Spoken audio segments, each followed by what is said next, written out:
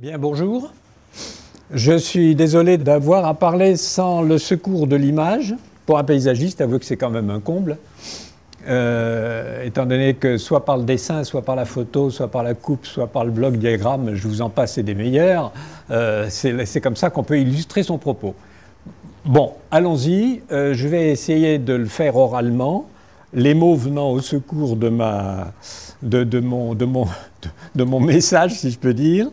Et je commencerai simplement par très brièvement commenter le titre de cette intervention, qui porte, comme vous le savez, sur un peu l'histoire des atlas de paysage, depuis le premier, effectivement, que nous avons réalisé en 92 avec Alain Frétet, paysagiste comme moi, et qui ont un premier atlas qui a été suivi de, je crois, 80 au jour d'aujourd'hui, ou peut-être un peu plus. Et nous sommes arrivés donc à un moment où on fait tout de même un peu le point sur ce qui a été fait, sur les concepts et le langage utilisé. C'est pourquoi ce titre, d'où le titre de cette intervention de ce matin, l'invention d'un langage commun pour l'identification, la qualification et la prise en charge de nos paysages. Alors, l'invention est un mot qui m'a été suggéré par De Vos. Il est à prendre, bien entendu, dans le sens de découverte de ce qui était jusque-là caché. Invenire latin, si vous voulez, invention. Il ne s'agit pas de je ne sais quelle invention ex nihilo, mais donc de la découverte de petits progressives de ce qu'on peut mettre sous les mots, sous les concepts d'identification des paysages, c'est-à-dire un élément, et alors là je me réfère au texte du LADIS-CNRS de 2008, ainsi qu'à ce qu'Élise Soufflet du ministère disait au colloque de Bordeaux. Un, les éléments. Deux, vous le savez aussi bien que moi, les structures paysagères. Et trois, les unités paysagères. À quoi il faut ajouter les dynamiques paysagères. 4 concepts fondamentaux. Et nous allons, au cours de cet exposé,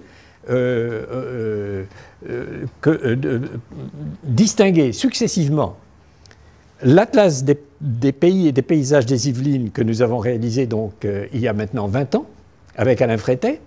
En deuxième partie, l'atlas de l'Isère que j'ai réalisé en 2002, donc 10 ans après le premier. Et troisième partie, l'atlas de l'Isère, l'atlas des paysages de l'Isère, dont j'ai un exemplaire ici, de l'Ariège, qu'est-ce que je raconte? De l'Ariège, 09, dans les Pyrénées. Et puis nous conclurons sur la réactualisation en cours de l'atlas des paysages des Yvelines d'il y a 20 ans. Dans chacune de ces parties, nous reprendrons régulièrement les éléments, les structures, les unités, les dynamiques, voir un peu comment on a progressé de proche en proche pour arriver à ces 4 concepts qui nous sont imposés pratiquement par la loi de 92, je crois, 93, heureusement que vous êtes là, Pierre Cabanel, donc qui nous sont quasiment imposés et qui, moi, ne m'excitaient pas beaucoup au départ. Le mot d'unité paysagère... bon, moi, ça me suggérait des divisions blindées, combien d'unités, trucs comme ça. Je trouvais que ce n'était pas très sensible comme mot. Puis, finalement, il suffit de savoir ce qu'on met dessous. Je vous dis ça comme ça, pour expliquer peut-être un petit peu. Donc, voilà. 3 parties et une conclusion. Et chaque fois, on se met à la recherche de ces concepts et on regarde comment ils ont été mis en œuvre.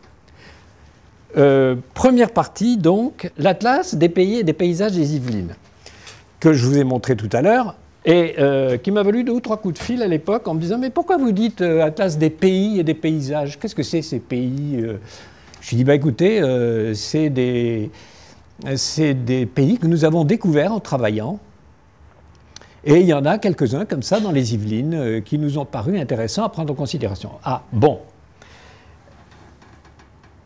Tout ça pour dire qu'au départ, quand nous avons attaqué cet atlas des paysages qui nous avait été demandé, qui nous avait été suggéré par Alexandre Métro, qui était architecte des bâtiments de France à l'époque, il m'avait dit « Va voir John Mann au Conseil général, tu as 5 minutes pour lui présenter une étude globale sur le département, si tu réussis, c'est bien droit. » Trois quarts d'heure après, j'y étais encore chez John Mann. Et j'en suis sorti avec 3 bouquins qu'il m'a donnés en me disant « Allez, on y va, on fait ». Et 3 mois après avoir commencé le travail avec Alain Frétet, on s'est dit « Mais qu'est-ce qu'on est en train de faire là ?» Alors, je lui ai dit, bah, écoute, je sais pas, on fait un atlas des paysages des Yvelines. Et il m'a dit, non, un atlas, c'est de la cartographie, ça n'a rien à voir avec le paysage. Le paysage, c'est le terrain, c'est le dessin, c'est... J'ai dit, bon, bah alors, c'est quoi? Alors, on va voir le dictionnaire, puis on s'aperçoit qu'un atlas ne suppose absolument pas forcément de la cartographie. Un atlas, c'est un ouvrage qui fait le point sur certaines entités. On s'est dit, bon, ben, on va y aller. Et donc, on s'y est mis. Et la première question qui s'est posée à ce moment-là a été de savoir quelle définition du paysage on prenait. Première chose, qu'est-ce que c'est que ce paysage? Ce fameux objet insaisissable, entre guillemets, auquel la brochure du LADIS CNRS de 2008 fait allusion en disant « Avec les nouveaux concepts qu'on vous propose, on évitera de discuter sans fin sur le paysage objet insaisissable. » Alors, on a commencé à regarder. Et puis, on a trouvé les définitions suivantes. Quand même, 1, 2, 3, 4, 5, 6. La première, le paysage est ce que l'on voit du pays. D'après le mot italien paesaggio, ce que l'œil embrasse d'un seul coup d'œil, le champ du regard. Roger Brunet, 92. Pas n'importe qui, tout de même. Vous connaissez tous son dictionnaire des mots et de la géographie, qui est un petit chef-d'œuvre qui nous sert énormément. Alors j'en profite pour vous dire que les vocabulaires qui nous ont guidés dans toute notre histoire sont surtout au nombre de 3 principaux. Il y a les mots de la géographie de Brunet, à Montpellier. Il y a des mots de paysage et de jardin, qui est intervenu un peu plus tard, de Pierre Donadieu, mais que moi j'avais été l'élève de Pierre Donadieu à l'école du paysage, donc je connaissais ces mots. Et puis troisième, le traité de l'écologie de Fichesser, enfin le guide illustré de l'écologie de Bernard Fichesser, très précieux, pour des tas de raisons. Donc voilà les 3 sources qui nous ont guidés. Première définition, je viens de vous la donner. Deuxième définition, Petit Larousse illustré, tout bête, le paysage est une étendue de pays qui présente une vue d'ensemble. Bon, troisième, le paysage est une partie de pays que la nature présente à l'observateur, Petit Robert. Ça fait déjà 3 fois qu'on parle du pays. Le paysage, 4e définition, alors là c'est Alain Ray dans le dictionnaire historique de la langue française, quand même. L'étendue de pays que l'œil peut embrasser dans son ensemble, et ce depuis 1573. Alors il a un article, mais à sa manière, bon. Voilà donc les 4 premières. La 5e, Alain Roger, on peut difficilement faire l'impasse sur Alain Roger, en 92. Eh bien, c'est l'artialisation du pays. Encore le pays. Avec cette artialisation qui est très intéressante. L'aménagement du pays dans les règles de l'art, l'artialisation du pays. C'est le mot est très bien choisi, je trouve. 6e définition, celle vers laquelle je vous dirais franchement que mon cœur balance depuis des années, c'est Augustin Berg. Je crois qu'on n'a pas besoin de présenter Augustin Berg, le fils de Jacques Berg, dont vous connaissez peut-être la thèse célèbre sur les structures sociales du Haut Atlas marocain, qui est un véritable chef-d'œuvre qui m'avait, à l'époque, j'étais au Maroc, qui m'avait complètement fasciné. Et j'ai retrouvé son fils dans la même mouvance de géographie culturelle, disons. Et Berg définit le paysage comme le mode sensible de la relation d'un sujet individuel ou collectif à l'espace et à la nature. Alors là, pour la première fois, on ne parle pas de pays, mais c'est la première fois. Et c'est le mot important dans tout ça, c'est, enfin, il y en a quand même 3, mais le mot le plus important pour moi, c'était le mot sensible, le mode sensible.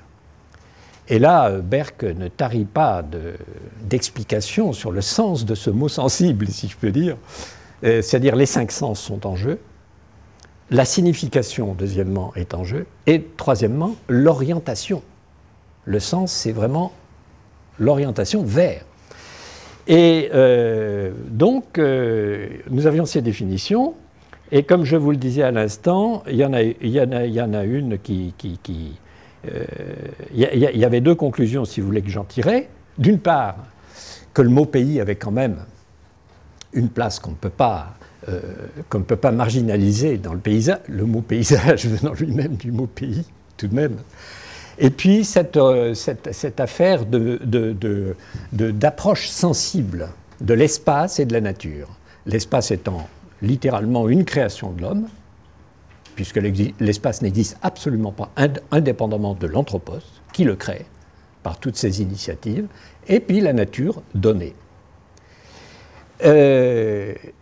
Et tout ça nous conduisait à nous ramener à Pierre Donadieu, qui fait un commentaire de cette définition de Berck, le mode sensible de la relation, dans les termes suivants. C'est du Donadieu, ça. Le paysage est la représentation de l'espace visible ou imaginé par les hommes. Cette représentation peut être mentale, individuelle, voire intime, mon paysage, collective et donc sociale,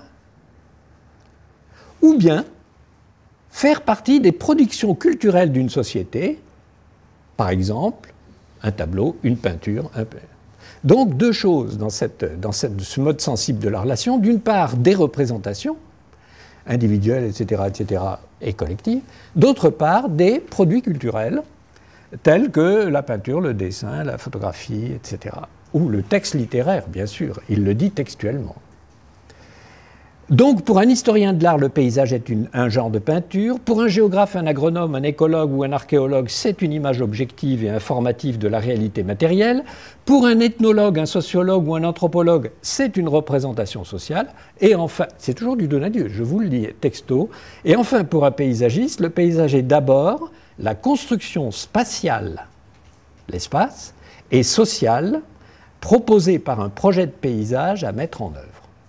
Donc, pour un paysagiste, il y a cette notion de projet qui est inhérente et qui nous fait apprécier pas mal la définition d'Alain Roger, l'artialisation du pays, l'aménagement du pays dans les règles de l'art. Un paysage est toujours le résultat d'un aménagement dans les règles de l'art et demande aussi une poursuite d'aménagement dans les règles de l'art.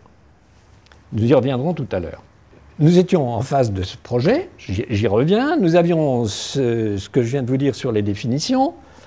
Il s'agissait donc pour nous, en faisant ce travail, de tenter de définir, par un certain nombre d'approches de type scientifique, géographe, historien, naturaliste, etc., ce que pouvait être la nature des lieux.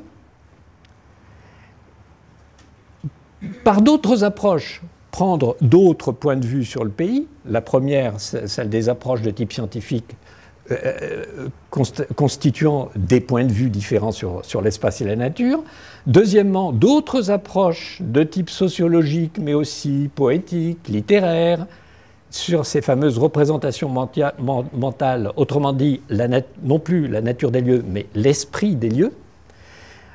Troisièmement, par d'autres approches encore, toujours d'autres points de vue sur l'espace et la nature, notamment d'ingénierie, les dynamiques affectant les paysages concernés, c'est-à-dire l'état des lieux, et enfin, par un quatrième type d'approche, des propositions de réponse, autrement dit, l'aménagement des lieux dans les règles de l'art. Si vous voulez, on avait quatre entrées différentes.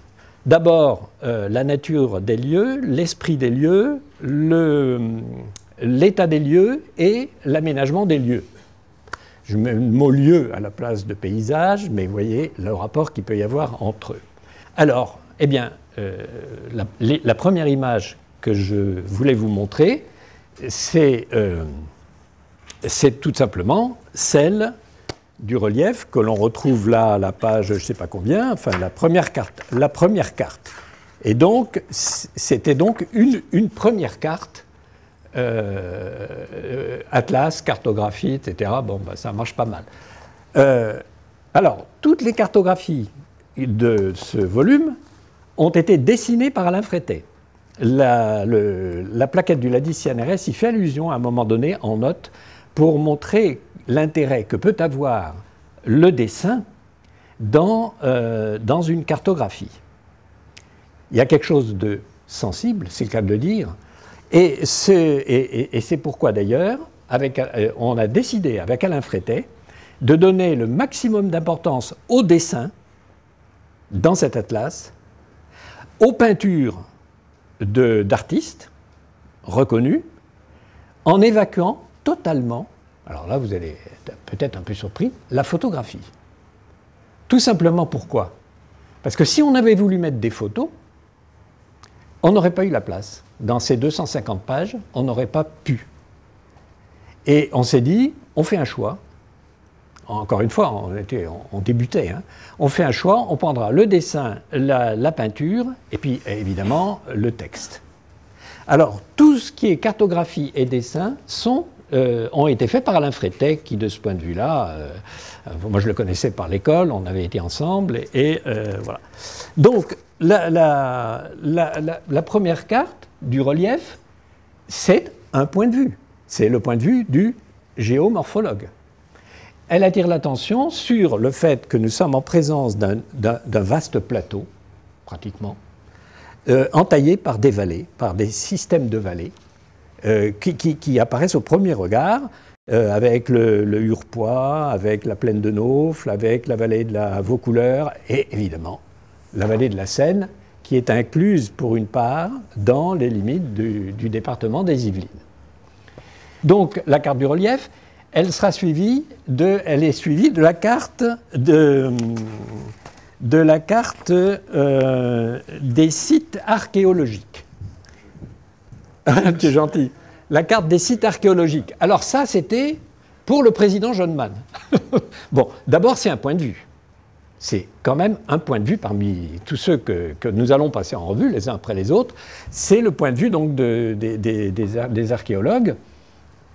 Des archéologues. Et ce qui est très intéressant, vous ne pouvez pas le voir ici, et Johnman m'avait dit, j'avais passé une demi-heure avec lui, il est passionné d'archéologie, et c'est peut-être une des raisons pour lesquelles il nous a demandé de faire cet atlas sans discuter plus avant. Alors, ce qui est intéressant dans cette carte, c'est qu'on découvre que le grand axe des voies gallo-romaines qui montent du plateau de Beauce jusqu'à la Seine passe précisément par la plaine de Naufle, qu'on a vue tout à l'heure au cœur de cette carte du relief. Si vous voulez, les cartes s'appellent les unes les autres et on comprend, on dit, ah ben oui, c'est là, il passait par ici.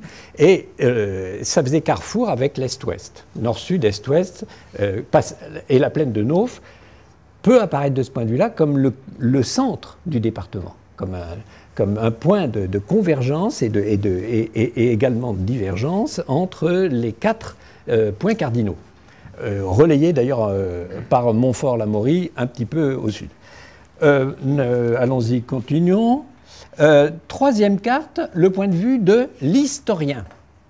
J'ai dit archéologue, d'abord donc géomorphologue, archéologue, historien, au sens large. Et là, qu'est-ce qu'on découvre? Le point de vue de l'historien, on découvre des pays. On découvre 12 pays. On découvre que les Yvelines sont faites de pays qui ont toute une histoire, quelquefois millénaire, qui remonte aux Gaulois.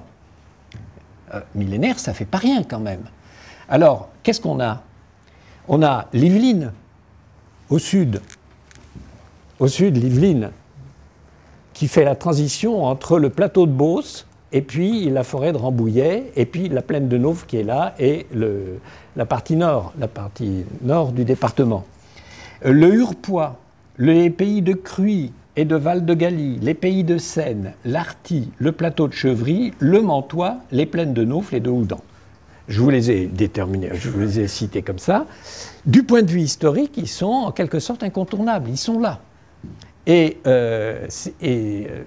ça a déterminé chez nous une table des matières par pays. Alors, on s'est dit, bon, on va prendre chaque pays, puis on va regarder un petit peu quels sont les... Bon. En pointillé, 20 ans après, au jour d'aujourd'hui, on se demande si la réactualisation de l'Atlas des Yvelines va faire justice à ces pays, va continuer à leur attribuer une place importante dans la répartition des paysages yvelinois. Je ferme la parenthèse. Continuons. Le point de vue du patrimonialiste, toujours ces points de vue hein, qui font autant de paysages, du patrimonialiste, bon, les protections réglementaires, les sites, les monuments classés, parmi lesquels on s'aperçoit que le Hurepoix et la région de Versailles, à l'est du département, sont particulièrement, comment dirais-je, servis. Continuons. Le point de vue du naturaliste. Encore un autre point de vue. En vert clair, les entités écologiques au niveau régional et départemental. En vert foncé, les sites d'intérêt écologique, faunistique et floristique d'intérêt local. Le départemental, le local, déjà. On s'aperçoit de cette affaire-là. C'est quelque chose qui va être très déterminant.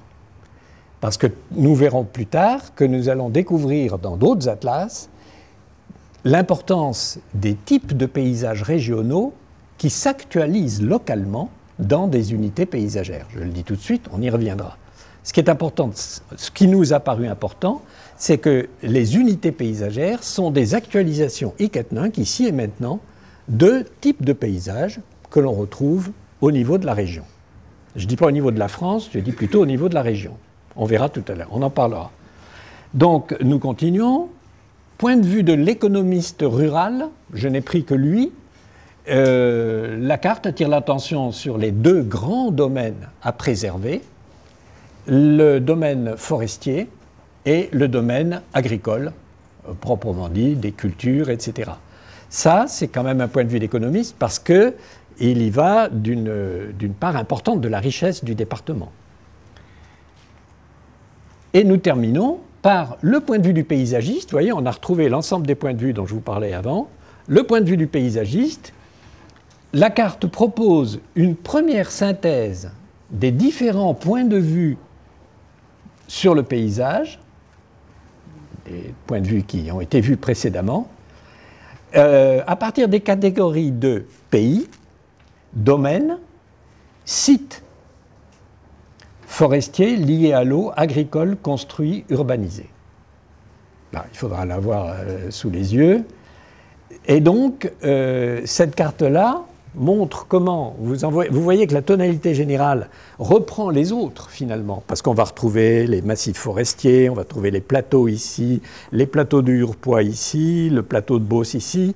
Donc ça reprend l'ensemble, mais c'est précisé en ce sens que nous avons des petits points rouges qui sont des centralités de sites. Le site étant défini comme un espace géré par une centralité matérielle ou immatérielle d'ailleurs.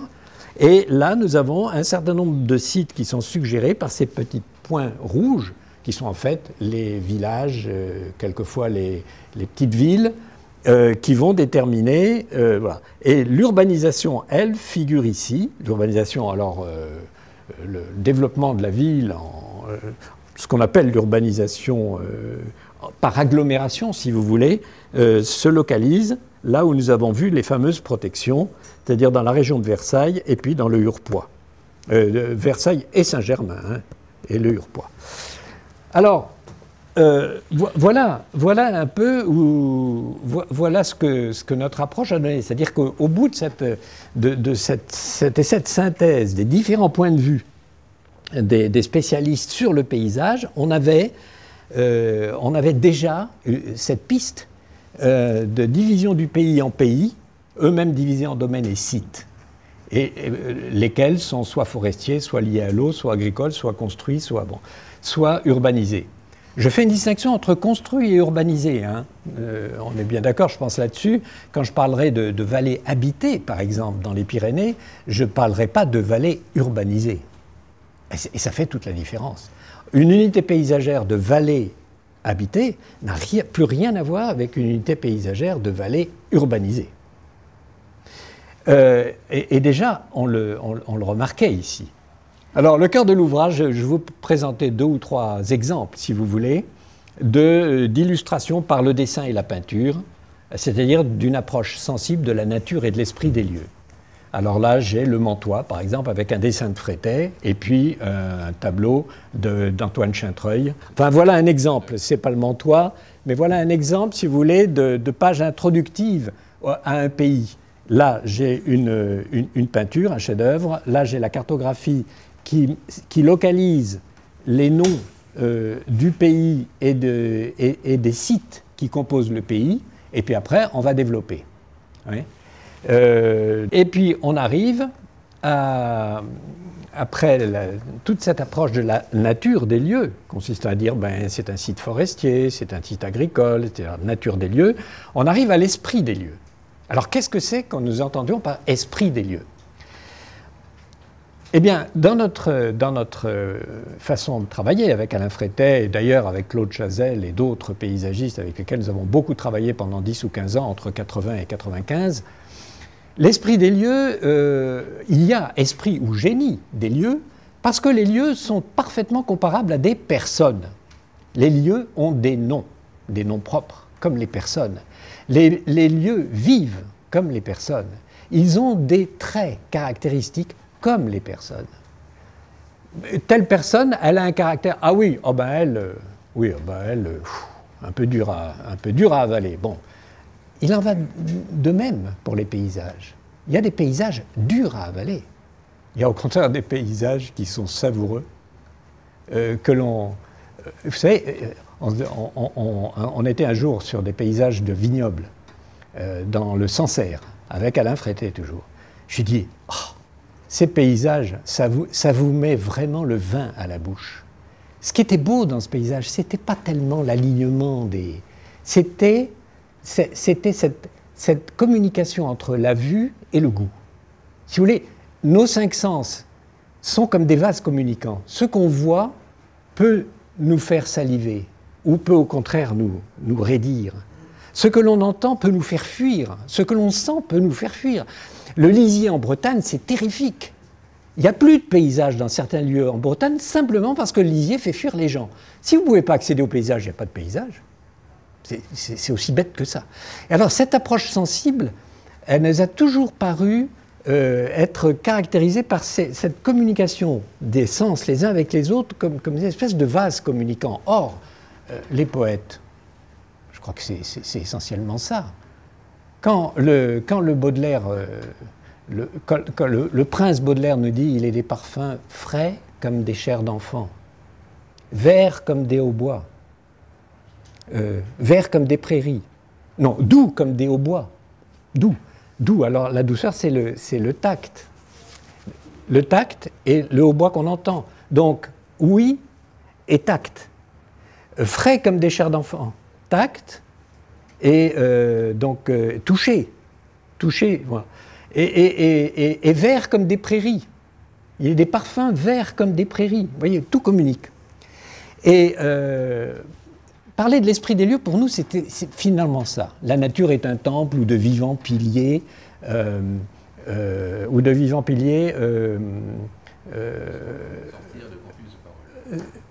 c'est ça. Olivier. Bon, des forêts de symboles. Bon, d'accord. Donc, on s'est efforcé, si vous voulez, de traduire l'esprit des lieux en essayant de trouver... Il y a 3 choses. En essayant, quand on les décrivait, de trouver les adjectifs appropriés, ensuite les comparaisons possibles, et enfin les métaphores parfois utilisées. Il y a ces 3 choses, si vous voulez, qui permettent de déterminer. Quand vous dites de quelqu'un, oh là, c'est un tigre, ce gars est un tigre, c'est vraiment la métaphore. Or, dans l'atlas de paysage, dans ce qu'on essaye de traduire, non seulement par le dessin, mais par les mots, on va toujours aller d'adjectifs en comparaison et en métaphore. Je prends tout à fait par hasard un passage de ce que nous avons écrit à propos de la forêt de Rambouillet, qui fait partie des Yvelines, du pays d'Yvelines. Les eaux et les forêts, Yvelines, hein, les eaux et les forêts. Et la forêt de Rambouillet nous a suggéré m'a suggéré, parce que c'est moi qui rédigeais et c'est Alain Frétet qui dessinait. Il peut paraître paradoxal de parler de paysage dans la forêt d'Yvelines. Un massif forestier si dense ne propose pas au regard d'aussi nombreux panoramas que ceux des plaines et des plateaux qui l'entourent. De tels panoramas existent pourtant.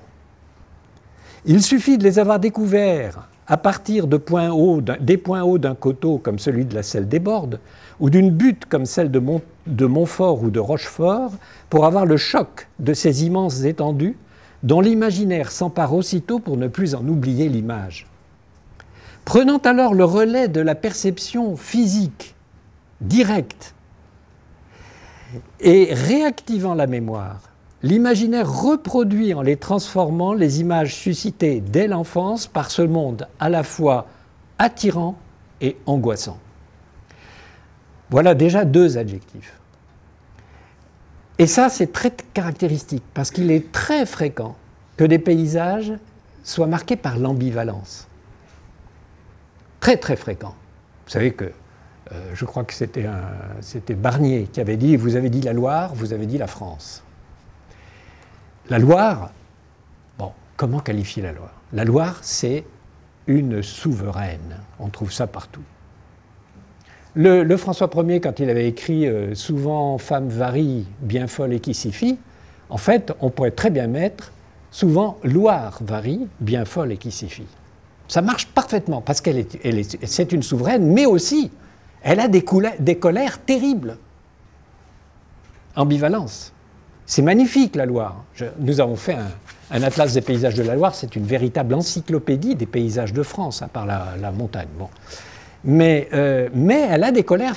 Bon, et c'est pratiquement toujours comme ça. Et nous verrons tout à l'heure qu'en fait, dans les perceptions, les fameuses, telles que perçues par les populations de la Convention de Florence, il y a une première qualification qui correspond à ce que je viens de vous dire sur certains adjectifs, certaines métaphores, etc. Et une deuxième qualification qui va venir au moment où on va commencer à regarder les dynamiques de ces vivants que sont les paysages. Parce qu'à ce moment-là, si on s'aperçoit par exemple qu'il y a une dynamique naturelle de reforestation, le paysage peut devenir véritablement menaçant, qui est une autre caractéristique. Donc vous avez des paysages dans l'Ariège qui sont très beaux, mais attention, il suffit qu'un retraité qui vient au pays 40 ans ou 50 ans après et qui ne supporte pas cette reforestation générale prenne son briquet et mette le feu. À ce moment-là, il y en a pour un moment. Et ce que je vous raconte, c'est ce que j'ai entendu dire là-bas. Donc il y a toujours cette ambiguïté, mais il y a toujours la caractérisation de l'esprit des lieux qui nous semblait s'imposer. Il y a alors paysage et paysage d'autant plus prégnants qui s'appuient sur des fantasmes souvent archaïques, ici liés à la forêt, par exemple celui du labyrinthe ténébreux et dangereux, métaphore. On a vu 2 adjectifs, attirant, angoissant. Ici, on voit une première métaphore. La forêt de Rambouillet, à certains moments, on n'y est pas très à l'aise, quoi. Mais, à d'autres, ce fantasme lui-même, par son ambivalence, peut se métamorphoser en un autre, à la connotation entièrement positive, celui du refuge ou du sanctuaire. Allez savoir. Refuge de la faune, de la flore, mais aussi des humains. Sanctuaire. La forêt de Fontainebleau, on l'a sanctuarisée. C'est de la métaphore pure. Et ça appartient donc, je m'arrêterai là, à cette recherche de l'esprit des lieux. Et on s'aperçoit, et je pense que c'est cette recherche-là, à travers tout moyen de type poétique, littéraire, ordinaire, enfin, un simple article de journal, quelquefois, peut attirer notre attention sur quelque chose d'important. Et ça, cette approche-là, nous verrons que, à notre avis, c'est probablement celle qui va permettre de se rendre compte de nourrir la définition donc, de la Convention de Florence telle que perçue par les populations. C'est une partie de pays telle que perçue par les populations. On va tâcher de dire comment elle est perçue. C'est pas impossible, le problème c'est ça. Alors évidemment, on pourrait faire des enquêtes sociologiques plus approfondie que ce que nous avons fait jusqu'à présent. Peut-être, ça serait à tester. Mais déjà, avec toute la littérature dont nous disposons de différentes manières, tous les points de vue sur l'espace, un type comme Brunet, dans Les mots de la géographie, il est véritablement poète à certains moments. Il rend compte de fantasmes très archaïques, mais en disant qu'ils ont leur efficacité dans l'approche géographique actuelle, géographique culturelle, bien entendu. Voilà. Nous allons, nous allons, je pense, nous en tenir là. En ce qui concerne les Yvelines, le résultat de cette approche sensible, si vous voulez, a été ce volume. Lorsque 10 ans après, nous avons été sollicités, voilà, oui, vous voyez un petit peu, donc il y a pas mal de, voilà. Alors après ça, 10 ans après, qu'est-ce qu'on nous sollicite pour l'Isère? Alors l'Isère, bon, autre paire de manches. 6000 km² en gros, je crois, si mes souvenirs sont bons, contre 2005 ici. Les Yvelines sont un petit département. C'est pas bien grand. Hein. Les pays font de l'ordre de 200 km² chacun. L'Isère, c'était autre chose. Je regrette de ne pas pouvoir vous montrer les photos. Alors l'Isère, on se dit que, ben voilà. On avait fait quand même pas mal de chemin. Dans l'entretemps, on avait un peu approfondi la lecture de Berck, par exemple. Et on en était arrivé, bon, d'une part au fait qu'on ne pouvait pas éviter la photographie, ça c'est sûr. On savait d'ailleurs qu'il allait être mis sur le net, donc on pouvait mettre des petites photos comme ça dans notre... on pourrait les agrandir, grandeur écran et tout, donc photographie, coupe et bloc diagramme, d'accord. Et puis surtout, on avait réfléchi, à partir de Berck notamment, et on avait fini par, comment dire, par jeter notre dévolu, si je peux dire, sur la notion de motif. Motif de paysage. C'est-à-dire que, d'une part, et puis après ça, on verra pour le... Mais la première chose importante, c'était motif de paysage. De quoi s'agissait-il?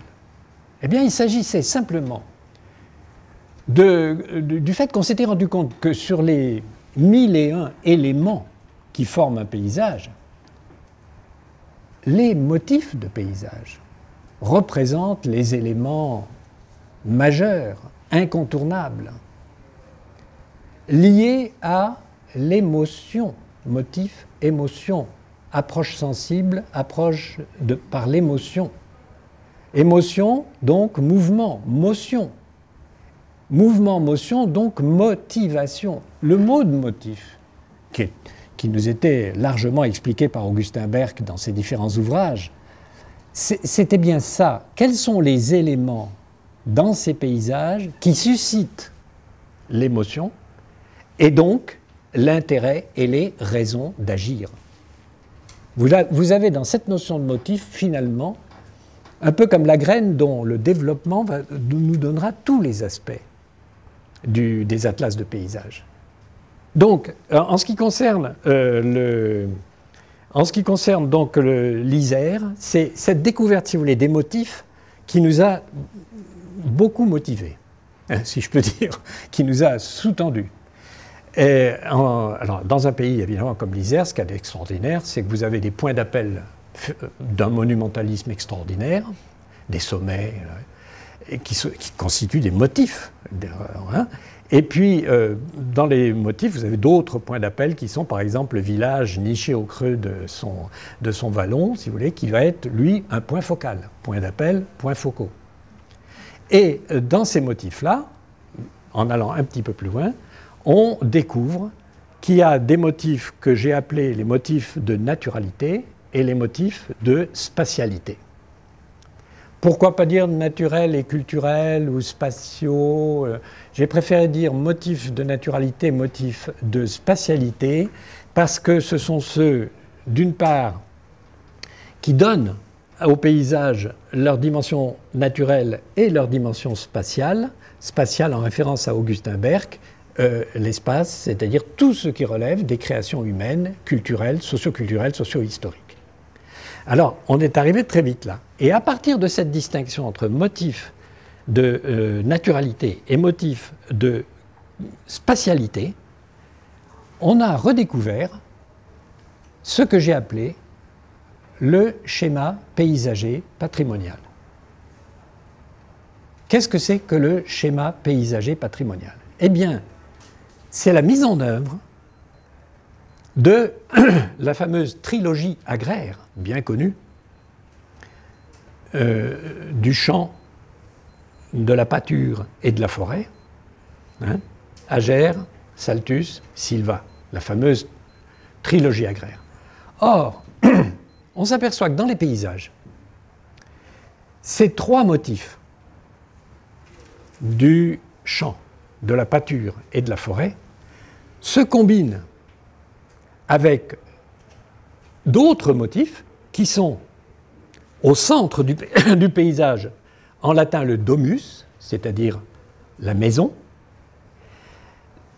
laquelle est entourée d'un premier cercle de jardin, hortus, lequel est prolongé par un deuxième siècle de verger, quatrième siècle de culture, cinquième cercle de pâture, je voudrais vous montrer l'image, je ne peux pas, et on arrive à la forêt. Si vous voulez, le schéma donc paysager patrimonial, c'est ça. C'est la maison, sa première ceinture de jardin, deuxième de verger, troisième de champ, quatrième de pâture et dernière de forêt. Ce schéma concentrique, il peut prendre à la surface géomorphologique des lieux des formes complètement différentes. C'est-à-dire, au lieu d'être un cercle parfait, ça peut devenir des ellipses. Au lieu d'être des ellipses, ce peuvent être des lanières parallèles au cours du fleuve ou de la rivière. C'est-à-dire que vous aurez la rivière, la ripisylve qui fait silva, forêt, et puis après vous aurez peut-être pâture, culture, village avec ses jardins, et en remontant vers le sommet de la vallée, vous aurez encore de nouveau la série des motifs. Mais tout ça va s'aligner le long de la rivière, parce que la rivière commande beaucoup d'approches, de circulation, de réseaux, de vie, etc. Mais au fond, on a toujours ce schéma paysager. Et nous avons, à partir de là, à partir de la notion de motif, de naturalité, de spatialité et du schéma paysager patrimonial, on s'est dit, mais les paysages, c'est la greffe de tous ces motifs dont je viens de parler sur la charpente de la structure biogéomorphologique des lieux. C'est la greffe de tout ça sur quoi? Eh bien, sur la charpente de relief, et non seulement géomorphologique, mais biogéomorphologique du relief avec sa végétation naturelle en fonction du climat régional. Et on a à ce moment-là eu l'intuition, on ne l'appelait pas du tout structure paysagère, mais on a eu l'intuition de ce que pouvait être la structure paysagère comme mode d'agencement des motifs de spatialité sur les motifs de naturalité. Et on l'a représenté par des coupes que je ne peux pas vous montrer, et qui étaient les premières que nous avons faites du genre, et qui montraient déjà ce que pouvait être une structure paysagère. On ne l'appelait pas comme ça à l'époque. On disait simplement la greffe du schéma paysager patrimonial sur les structures géomorphologiques. Et c'est dans l'Ariège, en commençant à travailler sur le troisième, qu'on dira, mais c'est ce qu'on peut appeler la structure paysagère, qui donc nous semble être bien en cohérence avec la définition de la structure paysagère donnée par l'ADIS CNRS et le ministère au jour d'aujourd'hui. Vous voyez comment on y est parvenu à partir de la découverte de l'importance de cette notion de motif. Il va de soi que tous ces motifs sont des motifs qui évoluent. Je disais que les motifs sont des personnes, c'est des vivants. Tout bouge, tout est comment dirais-je, objet de sujet, de dynamique, qui vont donner des qualificatifs particuliers, spéciaux à telle ou telle ou telle unité. Donc, en ce qui concerne l'Isère. Alors on a travaillé donc sur ces motifs, sur les structures et sur ce qui en résultait comme ce que nous appelons paysage. Ce sera intéressant de voir dans un an ou deux, peut-être parce que c'était il y a déjà 10 ans, si ce que nous avons fait est cohérent avec les concepts de éléments, structure paysagère, unité paysagère. On va voir.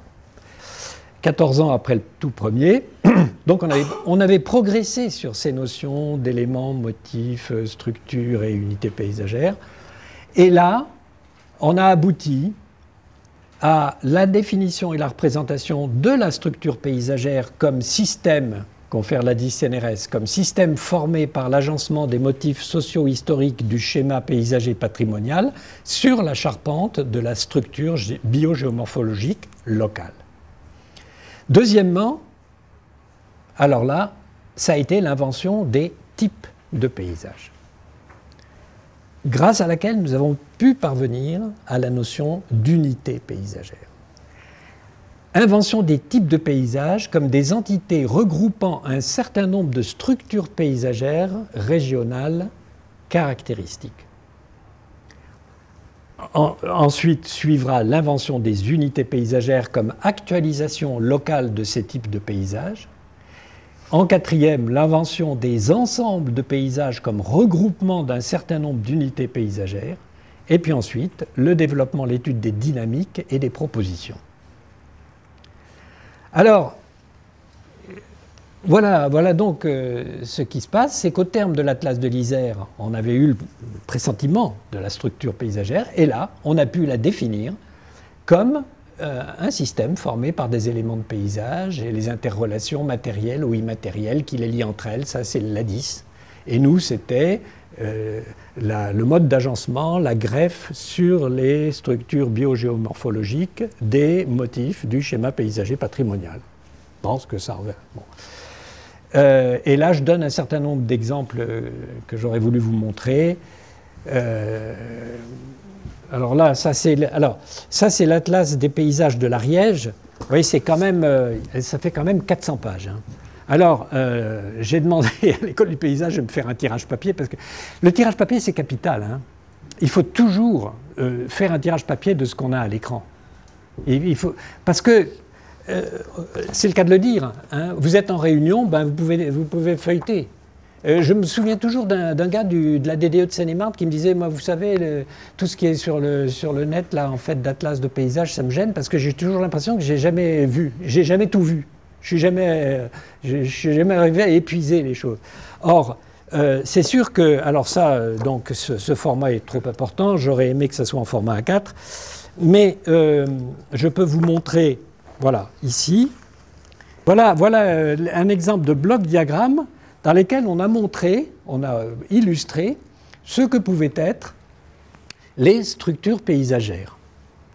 Ici, par exemple, vous avez les paysages de grande culture de la plaine, tous les paysages de grande culture s'organisent en général sur ce modèle, c'est-à-dire que vous avez les motifs du schéma paysager, ici le village, là la ferme, là un bâtiment industriel, si vous voulez, qui sont répartis sur la plaine et autour de laquelle s'organisent les grandes cultures qui ont évincé les pâtures et les jardins, et qui ont pris la place, mais ça reste un motif du schéma paysager patrimonial, et ce, avec des horizons qui sont quelquefois des horizons collinéens, qui ont, eux, leur propre structure paysagère. Les horizons collinéens, par exemple, ici, on voit que dans des collines, vous avez les centres, les domus, si vous voulez, du schéma paysager patrimonial, qui se répartissent soit le long de la rivière, sous forme de villages, fermes, bergeries isolées, et qui se répartissent soit dans le fond de la rivière, soit sur les collines avoisinantes. Pas de problème, il n'y a pas des collines. Bon, vous allez en montagne, c'est plus du tout la même chose. Vous aurez les montagnes, les vallées de montagne ici, par exemple. C'est beaucoup plus resserré. vous n'aurez jamais un village ou une bergerie qui vont... Une bergerie peut-être, mais un village ou une ferme qui vont aller se balader sur les hauteurs. En général, les hauteurs, elles sont couvertes par le manteau forestier et tout se situe dans les vallées au niveau plus ou moins proche du cours d'eau. Ce qui n'est pas du tout la même chose que dans les collines. Dans les collines, vous pouvez avoir un étalement partout. Donc, on a différents types de paysages. En travaillant, on s'est rendu compte que tous les paysages ariégeois, en fait, étaient des concrétisations locales de paysages que l'on retrouvait pratiquement partout dans l'ensemble des Pyrénées, dans l'ensemble régional. Alors on avait donc les paysages de grande culture de la plaine, les paysages de vallées urbanisées de la plaine, les paysages de collines, les paysages de vallées montagnardes urbanisées, de vallées montagnardes cultivées, de vallées montagnardes forestières. Ça nous faisait des types de paysages. Bon, je passe. En gros, on a l'essentiel. Et donc, à partir de là, on dit, ben, qu'est-ce que c'est qu'une unité paysagère? Eh bien, c'est la façon dont un de ces types de paysages se réalise concrètement ici, dans la vallée de Tarascon, ou dans la vallée du Salat, ou dans les estives de Haute-Ariège. Mais, en substance, ce sont les mêmes types de paysages. Sauf que, près de Tarascon, il va y avoir un esprit des lieux qui ne va pas être le même que près d'Ax-les-Thermes, etc. Ce qui fait qu'on a réalisé une carte de... Il faudrait que je la retrouve. Une carte du département. Alors là, dans les 400 pages, je ne le connais pas par cœur. On a réalisé une carte du département dans laquelle on a placé... C'était la carte des types de paysages. Hein? Alors on avait les paysages collinéens, on avait les paysages de plaine, la plaine de Saverdin, la plaine de Pamiers, etc. On avait alors là, fichier serre, hein, la plaine, les collines, la montagne, l'étage subalpin, l'étage alpin. On retrouve ça. Et à chacune de ces altitudes, on avait des types de pays. On en a fait la carte. Et cette carte, par exemple, la carte de toutes les vallées cultivées et habitées, elle fera une tâche comme ça, qui traverse tout le département. Mais on peut diviser cette tâche en un certain nombre d'unités paysagères chaque fois qu'il y a une vallée montagnarde habitée. Vous voyez ce que je veux dire, hein, en fonction de... Et dans un deuxième temps, qu'est-ce qu'on va faire? On fera une autre carte, non plus des types de paysages tels que réalisés dans les unités, mais des types de paysages tels que regroupant dans des ensembles des unités paysagères différentes. Alors là, il faudrait que j'ai la photo parce que... Ben oui, description des pays. Non, mais c'est les cartes. Mais tu sais, c'est très difficile comme ça, je te dis. Moi-même, je ne peux pas te dire exactement où elles se trouvent. Ah non. Non, je peux pas. Bon, parce que le temps quand même nous presse un peu. Donc, vous voyez l'idée. L'idée, c'est ça, c'est que une unité paysagère, c'est la concrétisation, ici et maintenant, d'un type de paysage. On pourrait faire une étude sur tous les types de paysages du territoire français. Le bassin parisien, il est caractérisé par un certain nombre de types de paysages. En tant que plateau, dans le bassin parisien, plateau de sable, de calcaire, de meulière, entaillés par des vallées, hein, qui constituent autant d'unités paysagères que de plateaux séparant les dites vallées. En fait, en substance, c'est ça le bassin parisien. Il n'y a pas 36 000... bon. Sauf que quand on est dans la vallée de la Seine, on n'est pas dans la vallée de la Vaucouleurs. D'accord. On a un type de vallée un peu particulière. C'est un fleuve, donc ce n'est pas une rivière, ce qui est très important. Ensuite, il a des affluents qui sont à classer avec ou pas, mais on entre dans le détail. Simplement, ce qu'il faut voir, c'est que moi, il me paraîtrait assez intéressant de faire une étude d'une typologie des paysages en France, parce qu'on aboutirait à un certain nombre de paysages peut-être qu'on a certains types de paysages dans le massif alpin qui ne sont pas tout à fait les mêmes que dans le massif pyrénéen, par exemple.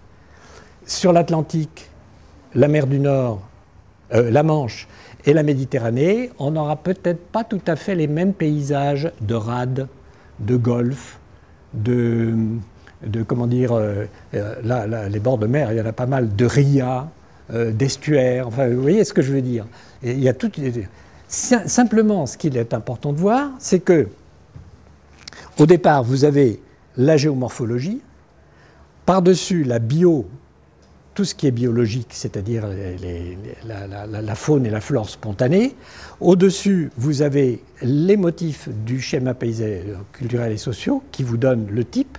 Et le type, après, on va aboutir aux unités, aux différentes unités qui elles-mêmes vont se regrouper en ensemble. On a une sorte de progression, comme ça, en partant d'en bas. On a une sorte de progression par étage, si vous voulez, qui fait que les notions d'éléments vus comme motifs et les notions de structure paysagère vues comme greffe du schéma paysager patrimonial sur les structures marchent pas mal. Et puis les unités, donc encore une fois, on entre dans le local. Alors je crois que, bon là j'ai dit à peu près l'essentiel de ce que nous avons découvert dans l'Ariège. Alors maintenant, et oui, j'aurais voulu vous montrer ces cartes parce que c'est quand même bon. À partir de là, il y a encore deux choses, si vous voulez, qui sont attendues d'un atlas. C'est l'évaluation des dynamiques, hein, et puis les propositions de projets. Alors là, on entre dans un univers qui peut aller très loin aussi, parce que pour l'évaluation des dynamiques, en général, qu'est-ce qu'il faut faire? Il faut tâcher de trouver des photos qui vous donnent l'état des lieux il y a 50 ans ou il y a 100 ans. Or, en Ariège, on a eu une veine forme. Je pense qu'on doit toujours arriver à trouver. Je crois que c'est Pifto qui fait un atlas de photographie, là, enfin qui joue là-dessus. On a trouvé chez Métaillé à Toulouse un collectionneur de photos extraordinaire, en noir et blanc extraordinaire, dans lesquels on a pu piocher pour montrer, par comparaison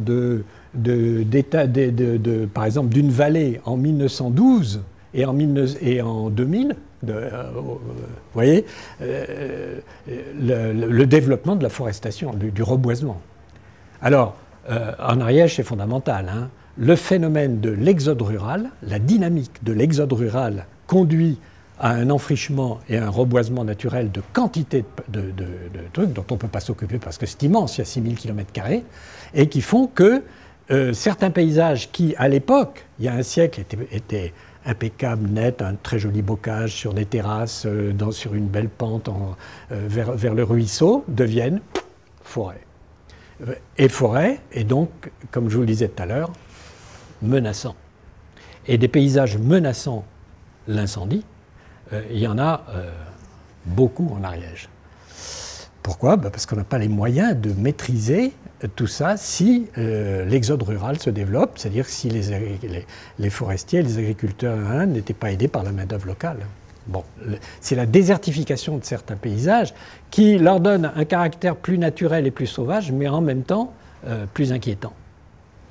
On a ça. Ensuite, développement de l'urbanisation, je ne vous raconte pas.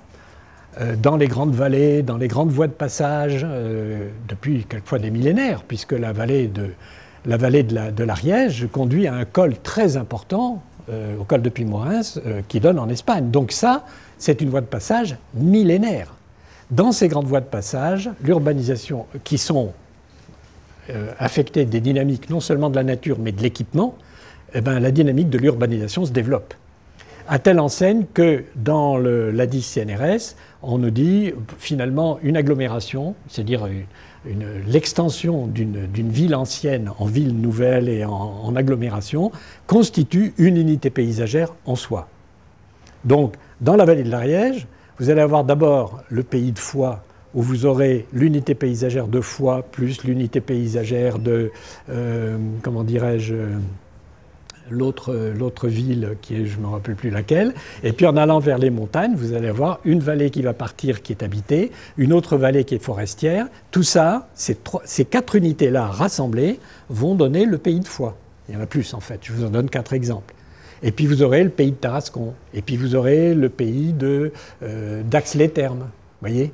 Et ainsi, on s'aperçoit que à partir de l'étude des dynamiques et de l'étude des types de paysages, on arrive à regrouper des unités paysagères pour former des ensembles, qui sont une catégorie importante, puisque le document du LADIS fait une page là-dessus en disant comment l'unité paysagère peut se regrouper en ensemble ou bien se scinder en sous-unités paysagères.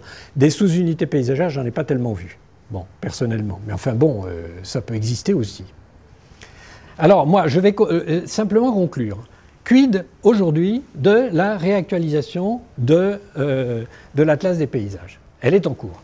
Bon, cette réactualisation, elle va être très intéressante parce qu'elle va voir si elle confirme ou pas. Si elle confirme les unités paysagères que nous avons découvertes, sans les appeler pour autant unités paysagères, mais quand je dis que la vallée de la Vaucouleurs a une identité qui l'a fait classer comme un paysage original, caractéristique, etc., je parle d'unité paysagère. Alors on va voir si la réactualisation va confirmer ou non, d'une part les unités qu'on a découvertes, et d'autre part les ensembles, notamment sous forme de pays.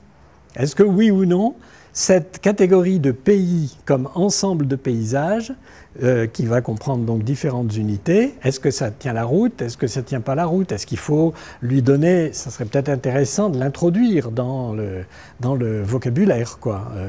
Bon. Donc c'est ça. Alors, il y a une dernière question qui se pose, que vous verrez si vous regardez là, c'est cette fameuse question des vallées. Alors, dans une première réactualisation de l'Atlas des Yvelines que j'avais faite en 2005 sur commande du CAUE, mais qui a été arrêtée au bout de 3 mois parce qu'il n'y avait plus de rond, et maintenant elle est repartie avec un nouvel appel d'offres, j'avais proposé alors une nouvelle forme d'illustration des structures paysagères sous forme de coupes, mais de coupes, comment dirais-je, commentées par des noms. C'est-à-dire, j'ai la coupe. Dans la partie inférieure de la coupe, je distingue tous les motifs de naturalité qui se superposent. Par exemple, le plateau, la ripisylve et le rue qui traversent le plateau, replateau, ensuite vallon pâturé, etc. Donc, je propose ça. Et dans la partie supérieure de la coupe, j'installe les motifs du schéma paysager patrimonial, en montrant comment ils sont organisés par rapport à la structure bio-géomorphologique. Ça m'a paru intéressant, parce qu'à partir de la coupe du paysage type, on peut représenter les coupes des unités paysagères qu'on a. Et de plus, on peut faire figurer leurs évolutions. Vous prenez la coupe de la vallée habitée, et puis vous mettez ensuite la coupe de la vallée urbanisée. Vous voyez que l'habitat qui était là s'est développé. Et puis vous pouvez terminer par une troisième coupe où vous voyez non seulement la vallée totalement urbanisée, mais il rejoint le plateau urbanisé. Ce qui fait qu'on peut, à l'aide de ce système de coupe, préciser pour une vallée quelles sont les structures paysagères de son ravin d'origine, des vallons qui peuvent le constituer, du cours moyen et du cours inférieur. Si vous voulez, une vallée peut avoir 3 ou 4 structures paysagères différentes. La structure paysagère du ravin n'est pas celle du vallon, qui n'est pas celle de la moyenne vallée, en général habitée, sinon urbanisée, qui n'est pas celle de la dure. Alors, l'ensemble de ces structures paysagères forme une unité, comme c'est prévu. Hein. L'unité paysagère, c'est un ensemble de structures paysagères. Tout le problème, c'est de savoir si la partie ravin, la première, tout à fait en amont, est suffisamment importante pour être classée comme faisant partie de l'unité de la vallée, ou au contraire du plateau. Parce que sur le plateau, voilà, un ravin, s'il est vraiment léger, on l'appelle ravin parce que c'est comme ça qu'il faut l'appeler. Quelquefois, on a l'impression qu'il fait partie du plateau. Ce qui fait que la vallée, bon, ben, l'unité paysagère de vallée, elle commencera réellement peut-être au vallon ou au cours de... Oui. Or, ce problème-là, il est posé par le Ladis aussi. Il dit, ça, c'est un des problèmes qui sont un peu délicats à régler et que j'ai essayé de vous montrer comment une vallée qui est linéaire comme ça, à quel type d'unité elle va appartenir. Elle n'est pas forcément entièrement, elle, à classer comme unité entière. Et on en a des exemples dans les Yvelines. Sur le plateau de Boinville, par exemple, le cours supérieur de la Flexenville appartient plutôt à l'unité du plateau que formant une unité paysagère en soi. Parce qu'elle, pratiquement, elle disparaît, si vous voulez, elle ne s'affirme pas comme une entité caractéristique. Voilà, je vous ai dit l'essentiel. Je regrette beaucoup de ne pas avoir eu de dessin, mais voilà. Merci beaucoup. Oui.